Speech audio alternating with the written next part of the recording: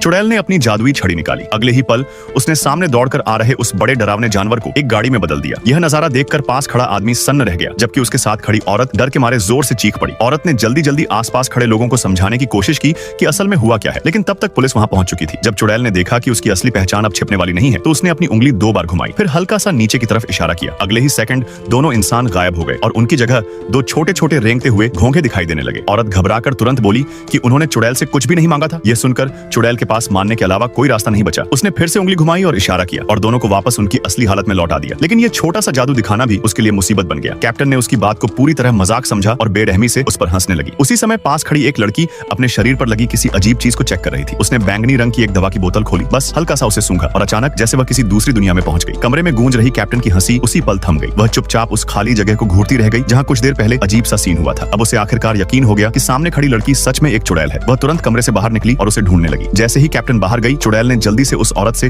अपनी बंधी हुई रस्सियां खुलवा ली। कैप्टन ने एक एक करके कई कमरे खोले, लेकिन अपनी टीम की लड़की कहीं नहीं मिली। जब वह वापस पूछताछ वाले कमरे की तरफ लौटने ही वाली थी, तभी उसकी टक्कर अचानक भागने की कोशिश कर रही चुड़ैल से हो गई। बस एक हल्की सी सांस के साथ ऑफिसर वहीं पत्थर की तरह जम गई। उसके पास उन्हें अपने सामने से भागने से रोकने का कोई तरीका नहीं था। भागते हुए चुड़ैल ने उस औरत को बताया कि वह एक पुराने जादुई जंगल से असली दुनिया में आई है। वह शहर में रहकर इंसानों की जिंदगी को करीब से समझना चाहती है।